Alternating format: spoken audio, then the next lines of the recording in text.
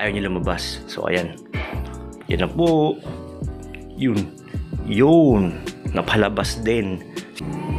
So ayan, etong centipede naman na to, panoorin niyo mabuti Pang! Sa pangil niya galing yan. Tapos yun, pinupuntahan niya na. Diba parang Amazing Spider-Man yung dating.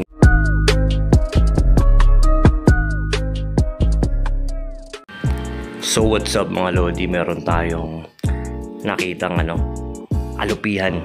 So ano to, Arnuda to mga Lods, local SP natin to. Ibibigay natin to kay Stella. Kasi hindi ko na siya nakikita mga ilang araw na. Ayaw niya lumabas. So ayan, yan na po.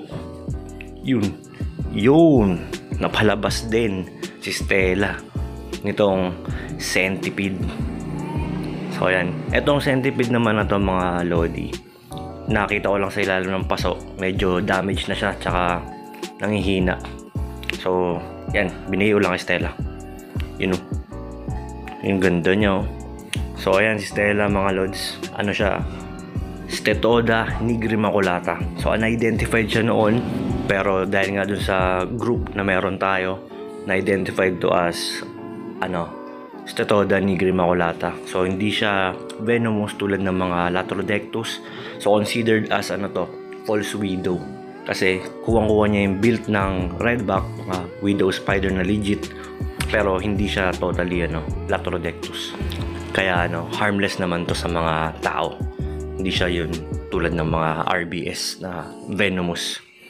So ayan. Oops.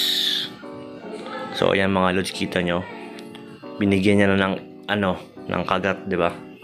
So kaya niyang i-paralyze din yan, pero hindi ganon tulad ng mga RBS na saglit lang. Ito medyo matagal.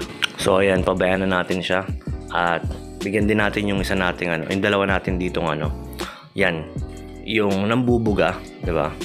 So may nakita akong kakaibang gagamba dyan sa gilid. Ayan, ilalapag ko rito, papakita ko ulit sa inyo yung tindi nito, di ba? Alam ko na ko na sa page tsaka sa mga natin dito sa shorts, sa vlog natin dito sa sa YT. So panoorin niyo mabuti Pang! Kita nyo? Literal na Spider-Man, binugahan niya. Hindi dyan sa likod ng galing, sa harap. So mga idol, yan, sa pangil niya galing yan. Tapos yung web na binubuga niya, meron niyang kasamang venom mga idol. So ayan, pinupuntahan niya na. Pero nakaka-amaze lang, di ba? Parang Amazing Spider-Man yung datingan niya. So yan, literal na Spider-Man, na spider, di ba? Isa to sa mga paborito kong pet. Kahit na ganyan, kailangan ko pa siya gamitan ng macro lens para lang makita yung action na ginagawa niya, di ba? So paborito ko yan mga idol, kasi nagbubuga siya Kumbaga nung bata pa kasi ako, puro lang, mga local SP, di ba? Wala tayong alam gaano dyan. Hanggang sa, di ba, dumarating yung panahon, mas natututo tayo, tapos mas may mga nakikilala tayong kakaibang klase ng gagamba, which is eto nga, kasama to.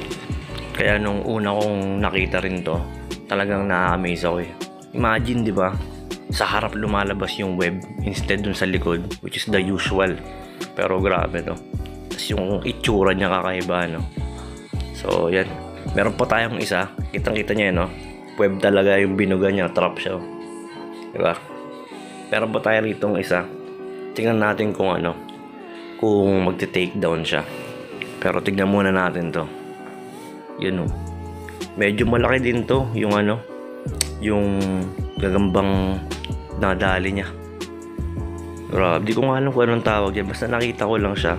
Pero I'm sure na medyo familiar kayo sa ganyan, kasi nasa mga bodega yan Try ko nga i-research mamaya. Pero yan, kita nyo, nilalantakan niya na. Grabe, paka-solid talaga nito. At yan, pabayaan na muna natin siya. Proceed tayo dun sa isa. Ito, ganun din, mas maliit nga lang to, pero pa rin to. Yun nga, nagbubuga ng web. May nakita akong Octopus G. Yan, nilalapit ko sa kanya. Oops, uy, nakita niya ba yan? Kahit slow mo natin, hindi niyo mapapansin yung web, kasi based sa research, parang parang gunshot, ganun siya kabilis.